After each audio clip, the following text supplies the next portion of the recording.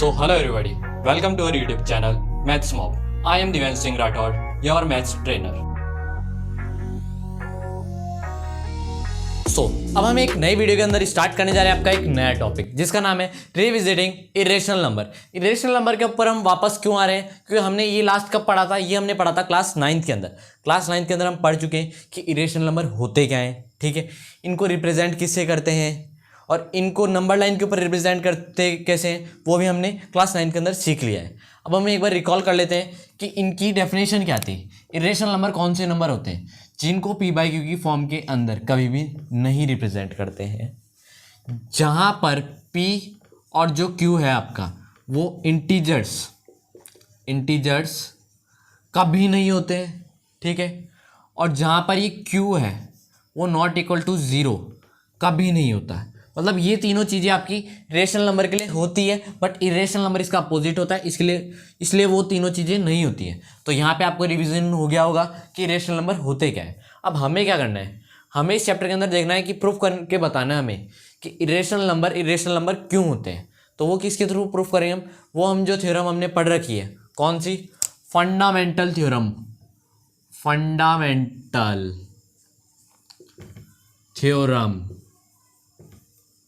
Of arithmetic, ये हमने पढ़ रखा है। तो इसके थ्रू हम क्या करेंगे? इसकी एप्लीकेशंस के अंदर हमने पढ़ा था कि ये यूज़ आता है किसके लिए? जो भी आपके इरेशनल नंबर होते हैं उनकी इरेशनलिटी प्रूफ करने के लिए। तो वही हम इस टॉपिक के अंदर सीखने जाएंगे। हमें वैसे इरेशनल नंबर की कुछ प्रॉपर्टीज़ भी पता है जो कि हमने क्लास 9th के अंदर ही पढ़ी थी, तो उसका भी रिविजन करा देता हूँ मैं। जैसे कि उसमें क्या पढ़ा था हमने? कोई भी रेशनल नंबर है अगर वो सम होगा किससे? इरेशनल नंबर से, ठीक है। कोई भी रेशनल नंबर है उसका किससे भी डिफरेंस होगा? इरेशनल नंबर से। इन्हीं का ही अपोजिट भी बोल सकते हो कि इरेशनल नंबर का सम हो चाहिए रेशनल नंबर से, इरेशनल नंबर का डिफरेंस हो रेशनल नंबर से। तो इनका जो आंसर आएगा वो हमेशा इरेशनल आएगा, ठीक है, ये इरेशनल आएगा। ये प्रॉपर्टीज़ हमने क्लास 9 के अंदर भी पढ़ चुके हैं। यही चीज़ जैसे ये प्लस माइनस जो सम और डिफरेंस के लिए यूज़ हुई है वही आपके मल्टीप्लाई डिवाइड में भी होगी कि अगर आप कभी भी आई को आर से या आर को आई से, मतलब आई आपका इरेशनल के लिए बोल रहा हूँ और आर रेशनल के लिए बोल रहा हूँ, इनको डिनोट इससे नहीं करते हैं, आर को क्यू से करते हैं और इरेशनल नंबर को आई से करते हैं और रेशनल नंबर को क्यू से करते हैं। बट एक अच्छी तरीके से दिमाग में रहेगी, आर से रेशनल नंबर चलता है, इसलिए मैं मेरे हिसाब से ले रहा हूँ। तो यहाँ पे इनको अगर आप मल्टीप्लाई करोगे आपस में तो इनका भी हमेशा एक इरेशनल नंबर ही आएगा। वैसे अगर इरेशनल को रेशनल से डिवाइड करोगे या रेशनल को इरेशनल से डिवाइड करोगे तो उसका भी हमेशा फाइनल आंसर इरेशनल ही आएगा। तो ये चीज़ें हमने क्लास 9 के अंदर पढ़ चुके हैं, बट इसका एक बार रिवीजन करा दिया है मैंने क्योंकि ये यूज़ आएगी आपके, ठीक है, ये यूज़ आएगी। तो ये प्रॉपर्टीज़ पढ़ लिया अपन ने फंडामेंटल थ्योरम ऑफ अर्थमेटिक देख लिया। अब हम कुछ एग्जाम्पल देख लेते हैं आपके इरेशनल नंबर के कि कौन कौन से होते हैं। जैसे कि रूट टू एक इरेशनल नंबर है आपका, ठीक है, √3 इरेशनल नंबर है, √5 इरेशनल नंबर, मतलब जहाँ पर भी रूट के अंदर प्राइम नंबर्स होंगे वो सारे आपके इरेशनल नंबर होंगे। ये चीज़ मैं आपको क्लास 9 के अंदर भी बता चुका हूँ और अभी भी बता देता हूँ। एक आपका अमेजिंग सा एग्जांपल है पाई, बिल्कुल अलग। ये पाई का भी हमने प्रूफ करके बता दिया था कि ये एक इरेशनल नंबर है, क्लास 9 के अंदर ही कर चुके हैं हम। अगर वापस ये यहाँ पे भी आएगा तो हम वापस कर देंगे प्रूफ इसको, ठीक है। हम इसकी अप्रॉक्स वैल्यू लेते हो 22/7, वो रियल वैल्यू नहीं है, इसकी अप्रॉक्स वैल्यू है। तो यहाँ पे इनको हमें क्या करना है? आप प्रूफ करके बताना है। वो हम प्रूफ किसके थ्रू करेंगे? Fundamental theorem of arithmetic. Directly fundamental theorem of arithmetic के थ्रू नहीं करेंगे, उसके लिए हम एक और थ्योरम पढ़नी पड़ेगी। वो थ्योरम आपकी नेक्स्ट स्लाइड में पढ़ाऊंगा मैं, और उसको हम किसके थ्रू प्रूफ कर पाएंगे? वो हम प्रूफ कर पाएंगे फंडामेंटल थ्योरम ऑफ अर्थमेटिक के थ्रू। तो हम नेक्स्ट स्लाइड के अंदर पढ़ेंगे। अब लेकिन जो हम पढ़ेंगे वो थ्योरम भी जो पढ़ेंगे हम नेक्स्ट स्लाइड के अंदर, वो किसी भी रूट पी के लिए पढ़ेंगे। रूट पी मतलब जहाँ पे पी है, पी आपका कोई भी प्राइम नंबर होगा रूट के अंदर, जहाँ पे पी इक्वल्स टू आपका कोई भी प्राइम नंबर होगा, तो उसके लिए हम एक जनरल उसके लिए पढ़ लेंगे कि कहीं पे भी अगर रूट के अंदर प्राइम नंबर आएगा तो उसको इरेशनल नंबर हमें प्रूफ करना है। तो उसके लिए हम प्रूफ करेंगे। किसी को भी ये नोट करना हो तो कर लो। लास्ट स्लाइड में जिस थ्योरम की बात की थी हमने वो ये है, आपके जो एनसीईआरटी है उसके अंदर दे रखा है थ्योरम 1.3 के नाम से। तो अब हमें क्या करना है? इसी को ही प्रूफ करना है। प्रूफ हम किसके हेल्प से करेंगे? जो आपके फंडामेंटल थ्योरम ऑफ अर्थमेटिक है उसी के हेल्प से करेंगे। तो पहले हम पढ़ लेते हैं कि थ्योरम बोल क्या रही है। लेट पी बी ए प्राइम नंबर। थ्योरम के अंदर कहा है कि पी को हम एक प्राइम नंबर मान के चलेंगे, if P divides a square, अगर पी ए स्क्वायर को डिवाइड करेगी देन पी डिवाइड्स ए, मतलब अगर पी ए स्क्वायर को डिवाइड करेगी तो फिर पी ए को भी डिवाइड करेगी। ये हमें प्रूफ करके बताना है इसके अंदर, where a is a positive integer. ये प्रूफ करके हमें मतलब ऐसे थ्योरम में दे रखा है, तो किस तरीके से कर रखा है थ्योरम के अंदर वो मैं आपको समझाता हूँ। यहाँ पे उसने पहले क्या किया आपके लिए, ए हमें क्या दे रखा है, एक पॉजिटिव इंटीजर दे रखा है, ठीक है। पॉजिटिव इंटीजर दे रखा है तो किसी भी पॉजिटिव इंटीजर को हम किस फॉर्म में एक्सप्रेस कर सकते हैं, किस फॉर्म में एक्सप्रेस कर सकते हैं हम एक्सप्रेस कर सकते हैं उसको प्रोडक्ट ऑफ प्राइम्स की फॉर्म में एक्सप्रेस कर सकते हैं, ठीक है। इस फॉर्म में एक्सप्रेस कर सकते हैं। तो अब हम क्या करेंगे, जो ये ए है, ए को हम एक्सप्रेस करेंगे प्रोडक्ट ऑफ प्राइम्स के टाइप के अंदर। तो हम क्या करेंगे, ए इक्वल्स टू, अब इसको प्रोडक्ट ऑफ प्राइम में कैसे एक्सप्रेस करेंगे, ए को हमें पता नहीं है किसका फैक्टर है किसका नहीं, तो हम क्या करेंगे, हमने पी एक प्राइम नंबर माना है, ठीक है। तो ये प्राइम के ही प्रोडक्ट होते हैं, तो इस पी को ही लेके चलेंगे हम किस तरीके से कि एक को मान लेंगे P1, ठीक है, उसको फिर मल्टीप्लाई करेंगे हम P2 से, वो मल्टीप्लाई हो रहा है P3 से, और ऐसे ही मल्टीप्लिकेशन चलती जा रही है और लास्ट में आ रही है Pn तक। अब हमें नहीं पता ये कितने P है और ये कहाँ तक जाएंगे, ये हमें पता नहीं है। हम शायद तक ये भी हो सकता है वो एक ही हो, शायद ये भी हो सकता है वो इतने सारे हों कि हमें पता ही नहीं हो, तो इसलिए हमने एक जनरल इतने सारे n तक लिख दिए। अब यहाँ पे जो ये P1 है, P2 है, ठीक है, P2 है, P3 है, और जैसे ये जा रहे हैं कहाँ तक, Pn तक, तो ये है क्या, ये आपके प्राइम फैक्टर्स है, जो कि अलग भी हो सकते हैं और सेम भी हो सकते हैं। अलग और सेम कैसे, जैसे कि आप सभी को पता होगा 4 नंबर का एक एग्जांपल देता हूँ, 4 है तो 4 के अगर हम प्राइम फैक्टर करेंगे तो ये होता है 2 × 2, मतलब ये दोनों सेम है। तो इसी तरीके से यहाँ पे P1 और P2 सेम भी हो सकता है। और बाई चांस अगर मैं ले लेता हूँ 6 का एग्जाम्पल, तो वो होता है 2 × 3, तो ये अलग भी हो सकते हैं। इसलिए एक जनरल के अंदर ले लिया है मैंने कि P1 P2 3 Pn तक है ये, और ये या तो इक्वल हो भी सकते हैं नहीं भी हो सकते, तो ये जनरल वे में हमने ले लिया। अब हमारा नेक्स्ट स्टेप क्या है कि हमें ये दे रखा है कि P डिवाइड करेगा ए स्क्वायर को करेगा, तो उसलिए हम क्या करेंगे, ए स्क्वायर फाइंड करेंगे। अब ए तो हमने निकाल लिया, अब हम करते हैं ए स्क्वायर को फाइंड। ए स्क्वायर को फाइंड करने के लिए हम क्या करेंगे, ए स्क्वायर किसके इक्वल होगा, जो ये P1 है, ठीक है। अब इस मल्टीप्लाई को मैं डॉट से भी तो लिख सकता हूँ ना, तो P1 P2 P3 और ये ऐसे जो चलते जा रहा है कहाँ तक, आपके Pn तक। इसी को ही वापस मैं इसी सेम से मल्टीप्लाई करूँगा, तो वही चीज़ आपकी क्या हो जाएगी, ये ए स्क्वायर हो जाएगी। बिल्कुल करेक्ट है, स्क्वायर का मतलब यही है, वही सेम चीज़ आप 2 बार मल्टीप्लाई करो, ठीक है। 2 बार मल्टीप्लाई करोगे तो वही सेम चीज़ हमने 2 बार मल्टीप्लाई कर दी। अब ये आ गई। अब इसको और अच्छी तरीके से सॉल्व करोगे तो आप क्या बोल सकते हो, यहाँ पे ये किसके इक्वल हो जाएगा, ये आपके इक्वल हो जाएगा P1 के स्क्वायर को मल्टीप्लाई कर रहे हैं हम P2 के स्क्वायर से, मल्टीप्लाई कर रहे हैं हम P3 के स्क्वायर से, ऐसे ही चलता जाएगा, ठीक है। और ये आपके लास्ट में मल्टीप्लाई होगा किससे, ये आपके Pn के स्क्वायर से मल्टीप्लाई हो जाएगा, और इस पूरे को हम इक्वल इसके मान रहे हैं, इसके लिए हम ये वाला ब्रैकेट लगा देते हैं, ठीक है। ये इक्वल है इसके, ए स्क्वायर की वैल्यू क्या आ गई है, P1 का स्क्वायर, P2 का स्क्वायर, P3 का स्क्वायर, ये तीनों मल्टीपल में, और ऐसे ऐसे चलते जाएंगे मल्टीपल कहाँ तक, Pn तक, तो इनके स्क्वायर है। अब हमें क्या गिवन है कि P डिवाइड कर रहा है ए स्क्वायर को, किसी भी चीज़ को कोई वैल्यू डिवाइड करती है तो हम उसको क्या बोलते हैं कि ये इसका फैक्टर होगा। जैसे कि मैं आपको एग्जांपल के लिए पूछ रहा हूँ, 6 है तो 6 के लिए मैं लिख सकता हूँ कि जो 2 है, 2 डिवाइड्स 6 का मतलब क्या है यहाँ पे कि जो ये 6 है ना उसको 2 डिवाइड कर सकता है, और ये भी कह सकता हूँ मैं कि 2 एक फैक्टर है 6 का 2 क्या है, फैक्टर है। क्यों, क्योंकि 6 को आप इक्वल करोगे इसके प्राइम फैक्टर्स में, तो यहाँ पे 2 एक फैक्टर आएगा, एक 3 आएगा। तो उसी तरीके से यहाँ पे ये 2 एक फैक्टर भी है और 2 आपका ये डिवाइड भी करेगा, दोनों ही चीज़ सही है बिल्कुल। तो उसी तरीके से हमें क्या गिवन है यहाँ पे, ये हमें गिवन है कि P डिवाइड करेगा ए स्क्वायर को, तो हम उस तरीके से ये भी बोल सकते हैं कि P we have given that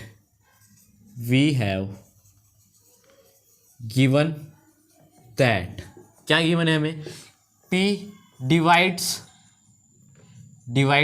A square को P डिवाइड करेगा। तो इसका मतलब क्या है, इसका मतलब ये है, so it means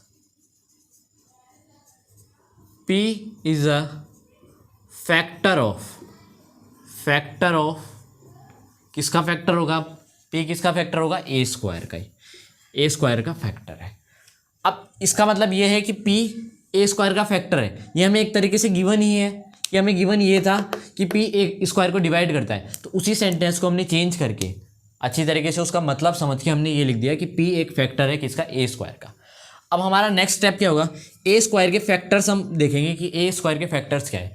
A square किसके इक्वल है, इनके इक्वल है, मतलब उनके फैक्टर्स क्या होगा, यहाँ से ये P1 है, P2 है, P3 है और ये Pn तक जा रहे हैं, ठीक है। तो ये सारे इनके पावर की फॉर्म में है, स्क्वायर फॉर्म में, मतलब इनके जो फैक्टर्स होंगे वो इनको स्क्वायर अगर मैं नहीं भी मानूँ तो कोई दिक्कत नहीं है, तो वो P1 P2 P3 भी ऐसे भी फैक्टर है वो, और P1 का स्क्वायर बोलूँगा मैं तो वो भी फैक्टर है, ठीक है। तो यहाँ से हमें पता चल गया कि जो P1 है, P2 है, P3 और Pn है ये इसके फैक्टर है, ठीक है। स्क्वायर वाले हो ही नहीं सकते, यहाँ पे P1 P2 P3 Pn ही फैक्टर है। क्यों, एग्जाम्पल देके बताता हूँ मैं आपको। 6 है, ठीक है, 6 किसके इक्वल होगा, आपके 2 × 3 के, ठीक है। तो अब मेरे को ये गिवन है कि 2 इसका फैक्टर है, तो 2 का स्क्वायर है वो भी थोड़ी इसका फैक्टर होगा, नहीं हो सकता है ना, 2 का स्क्वायर फैक्टर थोड़ी होगा, ओनली 2 ही फैक्टर होगा, क्योंकि 2 का स्क्वायर तो 4 हो जाएगा, और 4 तो किसी भी एंगल से इसका फैक्टर हो ही नहीं सकता, क्योंकि 6 को 4 से डिवाइड करोगे तो कंप्लीटली डिवाइड जाएगा नहीं। तो इसका मतलब ये है कि जो ये पावर है, पावर नहीं लेंगे हम, डायरेक्ट ये वैल्यूज़ ही लेंगे। तो P1 P2 P3 और Pn तक ये सारे इसके फैक्टर्स हैं। तो हम क्या लिखेंगे, a squares, factors of a square are, factors of a square are, क्या क्या फैक्टर हमें गिवन है, वो है आपके P1 P2 P3 और ऐसे ही कहाँ तक, Pn तक, ये हमें इसके फैक्टर गिवन है, अब हम यहाँ से ये तो बता दिया कि ये ए स्क्वायर के फैक्टर है, यहाँ से हमने ये गिवन था हमें कि P डिवाइड करता है ए स्क्वायर को, ये भी बता दिया था। अब हम क्या करेंगे, ए स्क्वायर के फैक्टर्स ये है, हमें ये निकाल लिया हमने यहाँ से, हमें गिवन है कि P एक फैक्टर होना चाहिए ए स्क्वायर का, ए स्क्वायर के फैक्टर्स ये है और P इसका ए स्क्वायर का फैक्टर होना चाहिए। मतलब इसका मतलब ये है कि आपके जो P1 P2 और P3 और ऐसे जो Pn तक चलते जा रहे हैं, तो इनमें से ये आपका ये P है, इनके अंदर से ये P is from the P1 P2 P3 और Pn, इन्हीं किसी नंबर में से ये P एक फैक्टर है, P आपका क्या है, एक फैक्टर है इन्हीं एक नंबर में से। तो यहाँ तक आपको समझ में आ गया होगा कि P इनमें से कैसे फैक्टर है। इनमें से अगर किसी का भी फैक्टर है तो यहाँ से आपको ये दिख रहा होगा जो A है, A के फैक्टर्स क्या हैं, P1 P2 P3 Pn, P1 P2 P3 Pn, ये हमें पता है प्राइम फैक्टर से A के। तो जैसे वो ए स्क्वायर के भी फैक्टर ये दे रखे थे हमें और ए के भी फैक्टर यही है, ये हमने निकाले थे। तो अगर ये दोनों के फैक्टर सेम है तो इसलिए अगर वो P ए स्क्वायर को डिवाइड कर रहा है तो वैसे ही वो अब क्या करेगा, P ए को भी डिवाइड करेगा। तो अब हम क्या बोलेंगे, सो P डिवाइड्स ए। उसकी वजह क्या देंगे हम, क्योंकि जो ये ए है, ए के factors, a factors equals to में क्या आ रहे हैं, वो आपके वही सेम आ रहे हैं, P1 P2 P3 कहाँ तक, Pn तक। तो यहाँ से हमें ये पता चलता है कि अगर कोई भी नंबर है, कोई भी जनरल एक नंबर है, प्राइम नंबर P है, वो आपका डिवाइड करेगा ए स्क्वायर को अगर, तो वो ए को भी डिवाइड करेगा। अभी ये समझने के लिए था, वैसे ये शायद तक नहीं आएगी आपके एग्जाम के पॉइंट ऑफ व्यू से, ये नहीं आएगी। अगर आ भी जाए तो बाई चांस आपको तो नॉर्मल सा है ये बिल्कुल, कि ये इसके भी फैक्टर सेम थे और इसके भी फैक्टर सेम थे, ए और ए स्क्वायर के। तो इसलिए अगर वो ए स्क्वायर को डिवाइड कर रहा है तो इसलिए वो ए को भी डिवाइड करेगा। तो ये सेम फंडा आपको याद कर लेना है, या तो आप मैं बोल सकता हूँ आपको कि ये रट लो आप, वैसे गलत वर्ड है ये रट लो, बट ऐसा ही करना पड़ता है जहाँ पे अगर आपको समझ में नहीं आ रहा हो तो। वैसे तो मैंने समझाने की कोशिश पूरी अच्छी तरीके से की है कि ये क्यों है, क्या वजह है इसकी। तो यहाँ पे होता है आपका ये थ्योरम 1.3।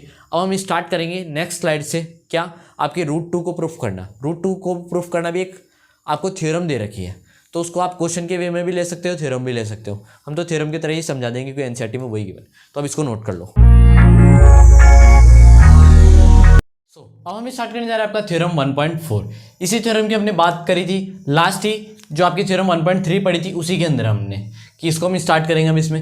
अब हम स्टार्ट करेंगे तो इसके अंदर इसको प्रूफ करने के अंदर क्या यूज आएगा, वो यूज आएगा आपका थ्योरम 1.3। अब वो कैसे आएगा वो उसको सॉल्व करते टाइम देखें हम। इसके अंदर हमें करना क्या है, रूट 2 इज इरेशनल, ये हमें इसके अंदर बताना है, प्रूफ करके बताना है कि रूट 2 इरेशनल कैसे है। अब ये रूट 2 इरेशनल प्रूफ करना आ जाएगा आपको, तो इससे आप रूट 3 जैसे रूट 5, मतलब एक जनरल नंबर है आपके जो p प्राइम नंबर है वो रूट के अंदर आएगा, तो उनको आप प्रूफ करना बिल्कुल आसानी से सीख जाओगे कि वो इरेशनल नंबर है। तो इनको स्टार्ट करते हैं हम। इसके अंदर हमें सबसे पहले क्या करना है कि हमें पता है कि रूट 2 इरेशनल नंबर होता है, बट हमें वो प्रूफ करके बताना है। तो उसके लिए हम क्या करेंगे, जैसे कि मानो आपको पता है रूट 2 इरेशनल नंबर है, बट आपको क्या करना है, रूट 2 को रेशनल नंबर मान लो। क्यों मान लो, क्योंकि रूट 2 को रेशनल नंबर मान लो, और रेशनल नंबर ये नहीं है, ये आप प्रूफ करके बता दो। आप ये प्रूफ मत करके बताओ कि ये इरेशनल नंबर है, आप ये प्रूफ करके बता दो कि ये रेशनल नंबर नहीं है। अगर आप ये प्रूफ कर दोगे कि ये रेशनल नंबर नहीं है, तो ये ऑटोमेटिकली ये समझ में आ जाएगा हमें कि ये इरेशनल नंबर है, क्योंकि हमारे पास कोई डायरेक्ट मेथड नहीं है इरेशनल नंबर प्रूफ करने का। तो इसलिए हम क्या करेंगे, पहले इसको अज्यूम करेंगे कि ये रेशनल नंबर है, फिर इसको हम प्रूफ करेंगे कि ये रेशनल नंबर नहीं है। तो अगर ये रेशनल नंबर नहीं है, इसका मतलब ये कौन सा नंबर है, ये इरेशनल नंबर है। तो सबसे पहले हम यहाँ पे लिखेंगे, यहाँ स्टार्ट करेंगे तो उसमें सबसे पहले लिखेंगे लेट अस अज्यूम। अज्यूम क्या करेंगे, पहले लेट अस अज्यूम के बाद में हमें ये सेम डिटो लाइन ही लिखो आप, क्योंकि ये क्यों लिखनी है उसकी वजह भी बताऊंगा मैं आपको। To contrary that root 2 is rational. ठीक है, अब इस लाइन का मतलब समझाता हूं मैं आपको कि ये मैंने क्यों लिखा है, और ये आपकी बुक में भी लिखी हुई है, तो ये क्यों लिखी हुई है। हमने क्या करना है, अज्यूम करना था। उसके बाद में बीच में ही टू कॉन्ट्ररी क्यों लिखा हुआ है। टू कॉन्ट्ररी का मतलब होता है अपोजिट, विपरीत। जो भी अपन कर रहे हैं, जो रियलिटी है उससे बिल्कुल उल्टा हमें अज्यूम करना है। लेट अस अज्यूम, हमें एक उल्टा, बिल्कुल जो गलत है, विपरीत है, उसका अपोजिट है, वो हमें अज्यूम करना है दैट रूट 2 इज रेशनल। हमें पता है एक तरीके से इरेशनल है, बट उसको प्रूफ करना है, इसलिए हमें ये कॉन्ट्ररी लिया है, अब विपरीत अपोजिट चीज ली है कि वो एक रेशनल नंबर है। इसके बाद में अब हमें पता है कोई भी नंबर रेशनल नंबर होता है तो उसको हम किस तरीके से लिखते हैं, रूट 2 है, जैसे रूट 2 है तो उसको हम किस तरीके से लिखेंगे, वो आपके पी बाई क्यू फॉर्म के अंदर आएगा। ठीक है, तो उसको मैं पी बाई क्यू की जगह, क्योंकि पी तो आपका एक तरीके से आप कंफ्यूज हो जाओगे, पी आप प्राइम नंबर समझ लोगे, तो उसके लिए मैं मान लेता हूँ यहाँ पे वो ए बाई बी के फॉर्म के अंदर है, जहाँ पे रेशनल नंबर के लिए जो भी आपकी प्रॉपर्टीज होती है कि ए और बी है वो क्या होने चाहिए, वो आपके इंटीजर होने चाहिए। ठीक है, ये एक प्रॉपर्टी यहाँ पे लिखनी है आपको। यहाँ पे जो बी है वो नॉट इक्वल टू 0 होना चाहिए, और साथ में एक और चीज़ लिखनी है, क्या कि ए and b are coprime numbers. अब को प्राइम नंबर्स क्या होते हैं पहले तो ये बता देता हूँ आपको, और वो क्यों बोला गया है वो भी बता देता हूँ। को प्राइम नंबर वो नंबर होते हैं जिन भी नंबर के अंदर कॉमन फैक्टर 1 के अलावा कोई दूसरा नहीं होता है। जैसे कि आपको मैं एग्जांपल देता हूँ, 2 और 6 है। अब इसके अंदर 2 एक फैक्टर है 2 का, तो और एक 1 है, 2 है और 1 है। यहाँ पे 6 का क्या फैक्टर है, 2 है, 3 है और 1 है। तो अब इन दोनों के अंदर कॉमन आ रहा है ये 2 भी, 1 के अलावा कोई दूसरा कॉमन फैक्टर क्या आ रहा है, 2 आ रहा है। इसका मतलब ये दोनों कॉमन फैक्टर नहीं है। इसी की जगह मैं क्या एग्जांपल ले लेता हूँ, इसी की जगह मैं एग्जांपल ले लेता हूँ अब 9 का। 9 का अगर आप चेक करोगे तो उसके अंदर क्या आएगा, उसका कॉमन फैक्टर क्या है, एक तो 3 है, एक 1 है और एक 9 खुद है। ठीक है, ये इसके कॉमन इसके फैक्टर्स है। इसके फैक्टर्स ये है, तो इन दोनों के अंदर कॉमन क्या आ रहा है, इन दोनों के अंदर ओनली कॉमन आ रहा है 1 कॉमन आ रहा है। इसका मतलब 1 के अलावा और दूसरे कोई भी कॉमन फैक्टर नहीं है, तो इसका मतलब 2 और 9 है वो को प्राइम नंबर है। को प्राइम नंबर का मतलब ये होता है। अब ये क्यों ज़रूरी होते हैं, क्यों ज़रूरी होते हैं, क्योंकि हम क्या कर रहे हैं कि रेशनल नंबर को इस तरीके से ले रहे हैं कि वो वापस सबसे सिंपलेस्ट फॉर्म में आ जाए। जैसे कि अभी मैं लिखता 18/4, ये अभी सिंपलेस्ट फॉर्म में नहीं है। अभी मैं लिखता हूँ 9/2, तो ये बिल्कुल सिंपलेस्ट फॉर्म में है। यहाँ पे ये दोनों कोप्राइम नंबर है, ये दोनों भी कोप्राइम नंबर नहीं है, 9 और 2 कोप्राइम नंबर है, ठीक है। और ये सबसे सिंपलेस्ट फॉर्म में, तो हम सबसे सिंपलेस्ट फॉर्म में मान रहे हैं इसको, इसलिए हमने कोप्राइम लिखा है।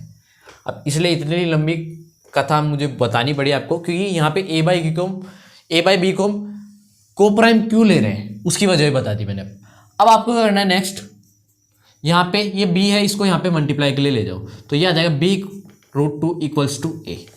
अब आपको नेक्स्ट स्टेप क्या करनी है, नेक्स्ट स्टेप को आपके अंदर क्या करना है कि बोथ साइड स्क्वायरिंग, आप बोथ साइड स्क्वायरिंग करोगे, बोथ साइड स्क्वायरिंग, ठीक है। बोथ साइड स्क्वायरिंग करोगे तो आपको पता चलेगा क्या कि b√2 का होल स्क्वायर कर देते हैं और =a², ठीक है। अब इसको सॉल्व करते हैं हम अलग अलग, तो ये हो जाएगा आपका √2 का स्क्वायर करोगे आप तो रूट से स्क्वायर कैंसिल हो जाएगा, इसका मतलब यहाँ तो बच जाएगा 2, और b का स्क्वायर करोगे तो वो आ जाएगा 2b², वो इक्वल आ जाएगा आपके a² के इक्वल आ गया। अब नेक्स्ट स्टेप के अंदर आप क्या करो, इस 2 को इधर b² के नीचे लिख दो, यहाँ आ जाएगा a² / 2। अब इस इक्वेशन से, इस एक्सप्रेशन से आप क्या बता सकते हो, इस एक्सप्रेशन से आप ये बता सकते हो कि जो ये 2 है, 2 डिवाइड्स a, या मैं इसके यहाँ पे ब्रैकेट में लिख देता हूँ 2 डिवाइड्स a², 2 डिवाइड्स a², ठीक है। यहाँ पे आप इसको देख के ये बोल सकते हो कि a² को 2 डिवाइड कर रहा है, 2 डिवाइड करेगा जब ही तो ये b² आएगा, तो इसलिए हम ये बोल सकते हैं कि 2 डिवाइड्स a²। अब आपको नेक्स्ट स्टेप में क्या करना है, यहाँ पे थ्योरम 1.3 लगानी है आपको, बाय थ्योरम 1.3 थ्योरम पढ़ी थी हमने कि वहाँ पे कोई भी नंबर है जहाँ पे अगर वो a², जैसे कोई भी नंबर है यहाँ पे और उसका स्क्वायर है, उसको अगर कोई भी नंबर डिवाइड कर रहा है तो वो उस नंबर को भी डिवाइड करेगा। इसका मतलब ये है कि अगर 2 a² को डिवाइड कर रहा है तो 2 आपका 2 डिवाइड्स a, 2 a को भी डिवाइड करेगा। अब 2 a को भी डिवाइड करेगा तो यहाँ से आप एक चीज और बोल सकते हो, क्या कि 2 इज अ, यहाँ पे लगा देना सो 2 इज अ फैक्टर ऑफ किसका, 2 is a factor of a, यहाँ पे आप ये बोल देना। अब हमें पता है कि 2 डिवाइड करेगा a को, 2 डिवाइड a को करेगा, इसका मतलब हम ये बोल सकते हैं कि a की वैल्यू हम कुछ भी ऐसी मान लेते हैं जो 2 का मल्टीपल होगा। जैसे कि यहाँ पे मैं लिख के बता देता हूँ आपको कि a को मैंने मान लिया कि a को मान लिया हमने 2c, ठीक है, for some integer c, a की वैल्यू हमने मान ली है 2c for some integer c। ये मानने के बाद में आपको क्या करना है कि यहाँ से आपको ये पता चल गया कि अब ये जो 2 है वो डिवाइड कर सकता है इसको, तो इसको कैलकुलेशन इजी करने के लिए हमने 2c मान लिया कि जिससे 2 से 2 कैंसिल हो जाए। तो अब हम क्या करेंगे, ये जो a की वैल्यू है ये 2c, उसको सब्स्टिट्यूट करेंगे या पुट करेंगे किसके अंदर, इसके अंदर b² = a² / 2 वाली इक्वेशन के अंदर। तो इसको आप लेट कर लेना ऐसे 1 2 कुछ भी जो भी इक्वेशन नंबर होगी, और यहाँ पे लिख देना सब्स्टिट्यूट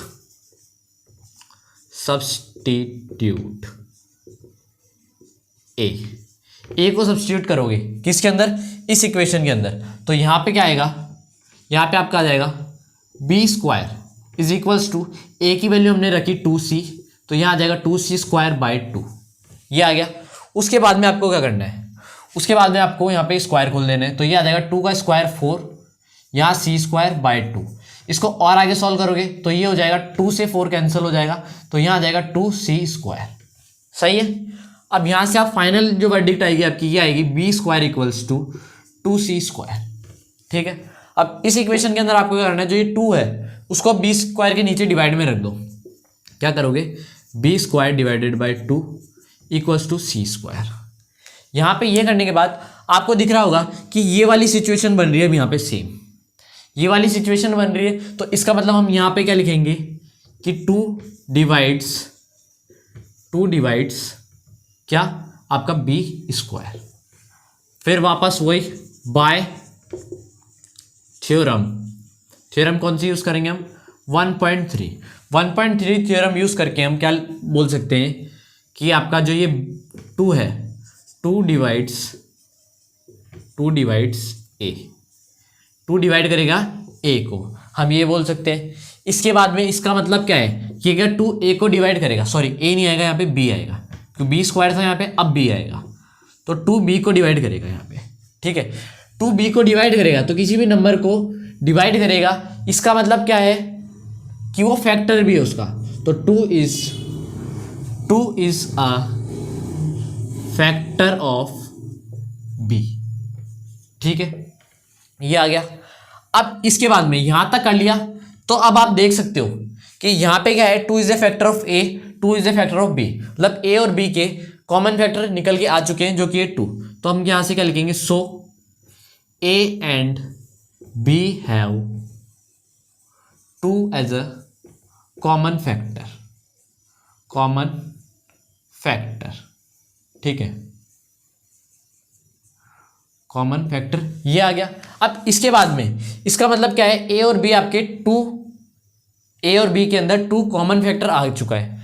बट हमने क्या बोला था कि ए और बी आपके को प्राइम नंबर है। को प्राइम नंबर का मतलब है कि 1 के अलावा कोई भी कॉमन फैक्टर नहीं आना चाहिए, बट यहाँ पे 2 आ गया, इसका मतलब ये आपका रॉन्ग हो गया। तो अब हम यहाँ पे क्या बोलेंगे कि बट दिस कॉन्ट्रडिक्शन, जैसे कि मैं लिख के बता देता हूँ आपको, इसके नीचे अब हम लिख के बता देते हैं कि बट दिस कॉन्ट्रडिक्शन। अब कॉन्ट्रडिक्शन यहाँ पे क्यों बोला है, क्योंकि हमने ऊपर भी यूज किया है कॉन्ट्ररी, तो हमने जो ये विपरीत अपोजिट चीज देखी थी वो आपकी आ चुकी है। कॉन्ट्रडिक्शन क्या है कि हमें पता है ए और बी है, ए और बी क्या फैक्ट है ये, but this contradiction the fact that a and b are coprime, ठीक है, इसको इसने कॉन्ट्रडिक्शन कर दिया इस फैक्ट को। अब कैसे कर दिया, क्योंकि ये तो ए और बी तो को प्राइम थे, बट ये तो कॉमन फैक्टर आ गया, कॉमन फैक्टर आते ही ये को प्राइम तो रहे ही नहीं, तो इसका मतलब क्या होगा, दिस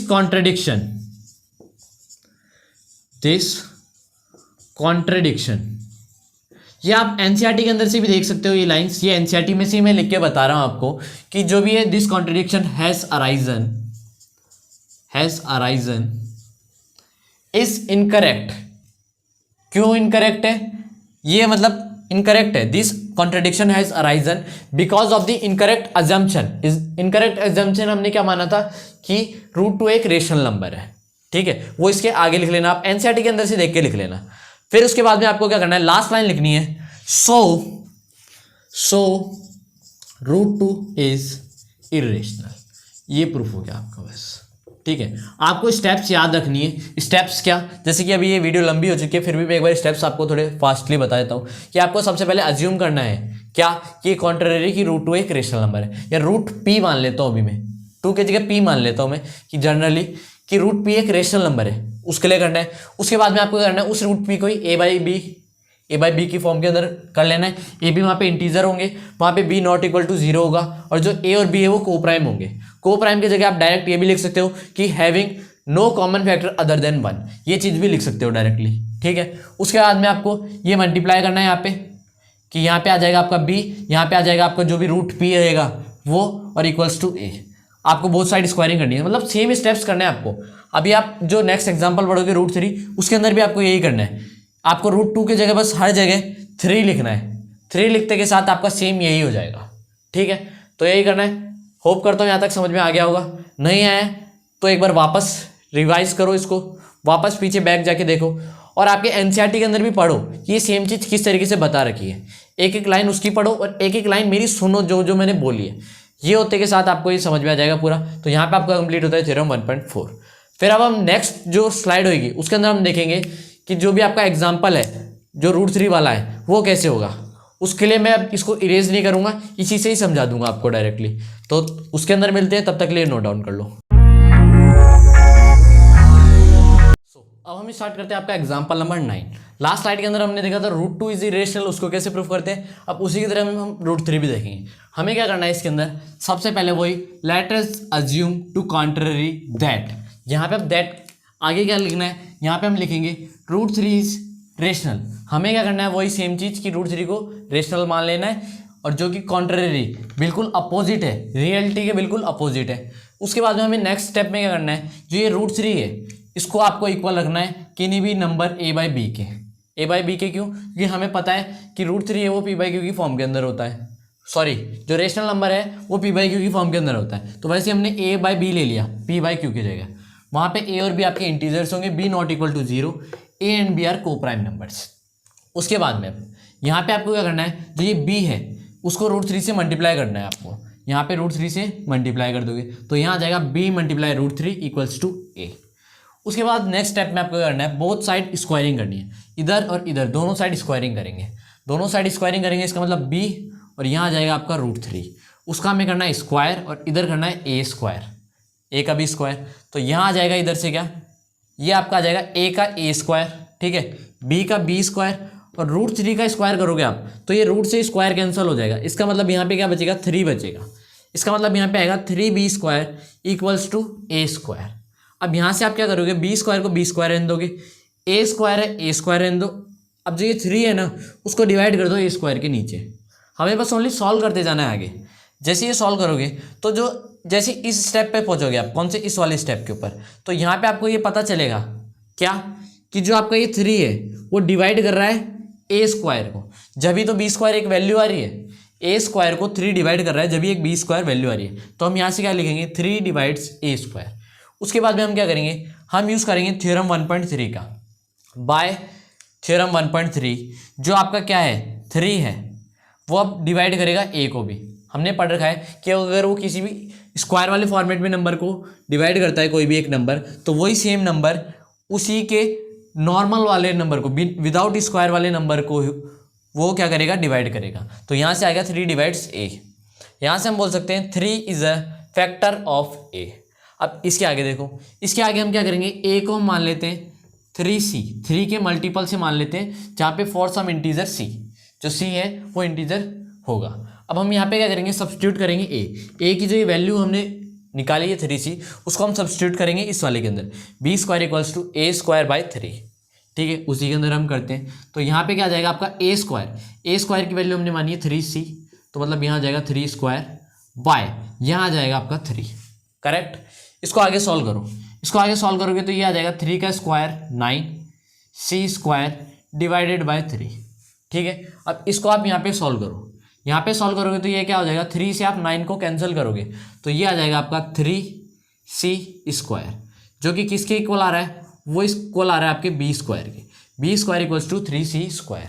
अब आपका नेक्स्ट स्टेप में क्या करना है, ये 3 है इसको यहाँ डिवाइड में ले जाओ, यहाँ क्या लिखोगे आप, b square divided by 3 equals to c square. अब ये वाला क्या सेम फॉर्मेट बन रहा है, ऐसा वाला फॉर्मेट बन रहा है। तो अब आपको क्या करना है, वही लिख देना है कि 3 डिवाइड्स b स्क्वायर। अब 3 b स्क्वायर को भी डिवाइड कर रहा है, जैसे यहाँ पे a स्क्वायर को कर रहा था क्योंकि a स्क्वायर इसके इस साइड में था। अब यहाँ पे ये a स्क्वायर इसके ऊपर था, तो अब यहाँ पे b स्क्वायर ऊपर है तो इसलिए b को भी डिवाइड करेगा, b स्क्वायर को डिवाइड करेगा, सॉरी। अब इसके बाद में आपको क्या करना है, थ्योरम 1.3 का यूज़ करना है।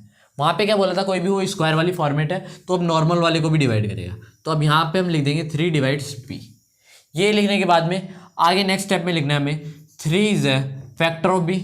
अगर वो डिवाइड कर रहा है 3 तो फैक्टर भी है, इसका मतलब फैक्टर है। तो हम क्या बोल सकते हैं, सो a एंड b हैव, जो भी आपका ये 3 है, 3 एज अ कॉमन फैक्टर। जब अब 3 है वो कॉमन फैक्टर आ गया, क्या आ गया, कॉमन फैक्टर। हमने यहाँ क्या देखा था कि वो को प्राइम नंबर होने चाहिए। को प्राइम नंबर कौन से होते हैं, जिनके कॉमन फैक्टर 1 के अलावा कोई भी नहीं होते। तो अब यहाँ पे 1 के अलावा क्या आ गया आपका, 3 भी एक कॉमन फैक्टर आ गया। इसका मतलब यहाँ पे क्या लिखेंगे, but this contradicts the fact that a and b are को प्राइम।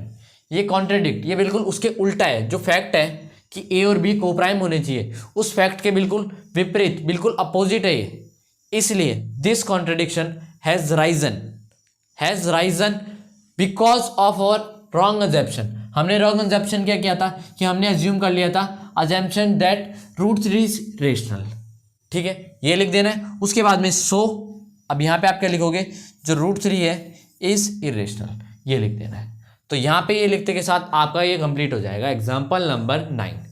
इसके अंदर जो ये फॉर्मेट के अंदर यहाँ पे आपको कुछ भी थ्योरी के अंदर जो भी लिखना है उसका मैं एक स्क्रीनशॉट टाइप करके लिख दूंगा, तो वही चीज़ आप इसके अंदर यहाँ पे लिख देना है। जैसे मैंने ये एक्स्ट्रा में लाइन कर दी, बस लिखा नहीं है, तो आपके लिए मैं यहाँ पे एक स्क्रीनशॉट टाइप यहाँ पे डाल दूंगा फॉर्मेट, टेक्स्ट फॉर्मेट, वो वहाँ से आप लिख लेना। अभी तक के लिए ये नोट डाउन कर लो।